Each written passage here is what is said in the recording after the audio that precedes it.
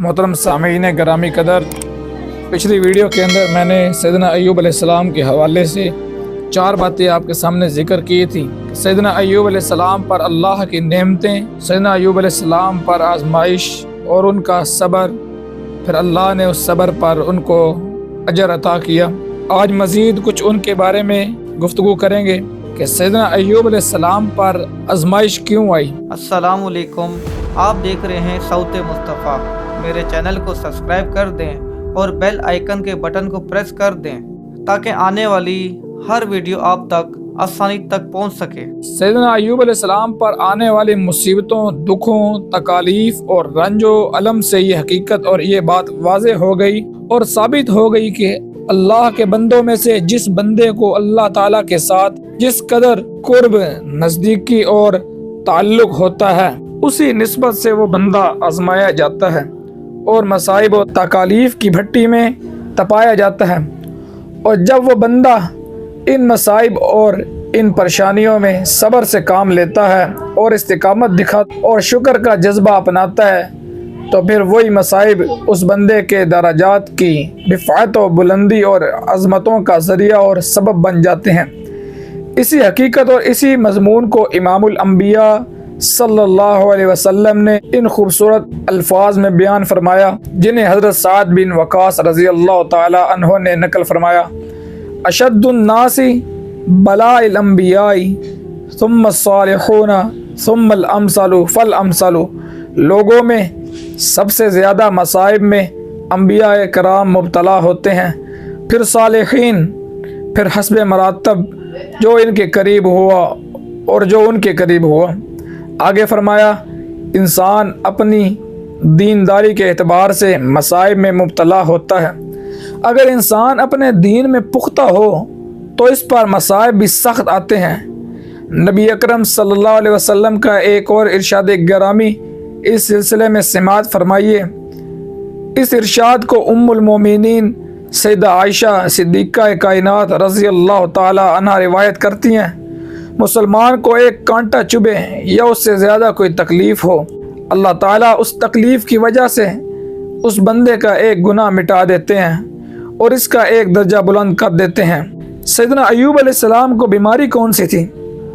सैयदना अय्यूब अलैहिस्सलाम जिस्मानी बीमारी में मुब्तला ज़रूर हुए। कुरान ने इसे इशारतन ज़िक्र भी किया, मगर बीमारी की नौयत से कुरान भी खामोश और हदीस भी खामोश है। न कुरान ने बताया कि बीमारी क्या थी और ना नबी अकरम सल्लल्लाहु अलैहि वसल्लम ने बीमारी की तफसील बयान फरमाई। ना साहबे रसूलुल्लाह सल्लल्लाहु अलैहि वसल्लम ने बीमारी की नौयत के बारे में लब कुशाई की। हाफिज़ इब्ने कसीर रहमतुल्लाह अलैह और इब्ने असाकर ने नबी बनी इसराइल के उलमा से नकल किया और इन दोनों की देखा देखी बाद के मुफस्सिरीन ने अपनी अपनी तफासिरों में ज़िक्र कर दिया कि सैयदना अय्यूब अलैहिस्सलाम के जिस्म में कीड़े पड़ गए थे और इन्होंने हज़रत अय्यूब अलैहिस्सलाम के बदन को खाना शुरू कर दिया था। मगर हमारे नज़दीक ये बात सही नहीं। एक तो इस वजह से कि कुरान और हदीस और असहाबे रसूलुल्लाह सल्लल्लाहु अलैहि वसल्लम ने बीमारी की वजाहत नहीं की, लिहाजा हमें बीमारी की नौयत और हकीकत की जुस्तजू करने की ज़रूरत नहीं है। और दूसरा, इस बिना पर के अल्लाह ताला अंबिया किराम अलैहिमुस्सलाम को, जो अल्लाह ताला के चुने हुए प्यारे होते हैं, ऐसे हाल में मुब्तला नहीं करता जिससे लोगों को नफ़रत हो, देख कर घिन आए। अल्लाह ताला अंबिया किराम अलैहिस्सलाम के मुताल्लिक़ बयान फरमाते हैं, इन्नहुम इंदना लमिनल मुस्तफ़ीनल अख़यार, बेशक वो हमारे पसंदीदा और नेक लोग हैं। और तीसरी दलील ये है कि मेरा और मेरी जमात इशादुत तौहीद व सुन्नत का मसलक ये है कि अंबिया किराम अलैहिमुस्सलाम के अजसाम वफ़ात के बाद भी उनकी कबूर में महफूज होते हैं। उन्हें वफ़ात के बाद भी कीड़े नहीं खा सकते, तो फिर हज़रत अय्यूब अलैहिस्सलाम को ज़िंदगी में कीड़े कैसे खा सकते हैं? असल हकीकत क्या है? सही इब्ने हबान ने और मुस्नद अबू याला ने और मुस्तदरक हाकिम ने हज़रत अनस बिन मालिक रज़ी अल्लाह ताला अन्हु से नबी अकरम सल्लल्लाहु अलैहि वसल्लम का ये इरशाद गिरामी नकल किया है कि हज़रत अय्यूब अलैहिस्सलाम अपनी बीमारी में 18 साल मुब्तला रहे। रिश्तेदार और दूसरे लोग इनसे दूर हो गए। इनकी बीवी इनकी खिदमत करती रहती थी। तफसीर रूहुल मानी ने अन्नी मस्सानी शैतानु बिनुस्बिन व अज़ाब कि मुझे शैतान ने मुसीबत और तकलीफ़ में मुब्तला कर दिया है। इस आयत की तफसीर में लिखा है कि एक दिन सैयदना अय्यूब अलैहिस्सलाम की बीवी किसी काम से जा रही थी कि रास्ते में इसने एक तबीब को देखा जो दर हकीकत शैतान था और सैयदना अय्यूब अलैहिस्सलाम के ईमान पर वार करने की कोशिश में था। वो इंसानी सूरत में तबीब और हकीम बनकर बैठा था। ये इसके करीब हुई और अपने खावन की तवील बीमारी का तज़किरा किया और इलाज की दरख्वास्त की। शैतान ने कहा, एक शर्त पर इलाज करूँगा, जब तुम्हारा खावन तंदुरुस्त हो जाए तो गैरुल्लाह के नाम पर जानवर ज़िबा करोगी। हज़रत अय्यूब अलैहिस्सलाम की बीवी चूँकि तवील बीमारी से इंतहाई परेशान और गमज़दा थी और साहिबुल गर्ज़ मजनून, इसलिए उनके दिल में शैतान के कौल की तरफ और शैतान के इस बात की तरफ मामूली मेलान और झुकाव हो गया। बीवी ने सारी बात हज़रत अय्यूब अलैहिस्सलाम के सामने ज़िक्र की तो वो उसी वक़्त समझ गए कि वो शैतान था और मेरे ईमान पर हमला आवर होना चाहता था। हज़रत अय्यूब अलैहिस्सलाम ने बीवी का कदर रुझान तबीब यानी शैतान की तरफ महसूस किया तो अल्लाह के नाम की कसम खाकर फरमाया कि अगर अल्लाह ने मुझे सेहत अता फरमाई तो तुझे इस अदना रुझान और मामूली मेलान की सज़ा के तौर पर 100 छड़ी मारूंगा। हज़रत अय्यूब अलैहिस्सलाम ने फरमाया, मेरी बदनी ताकत तो बीमारी ने ख़त्म कर दी है, अब तू मेरी ईमानी कुव्वत भी ख़त्म करना चाहती है।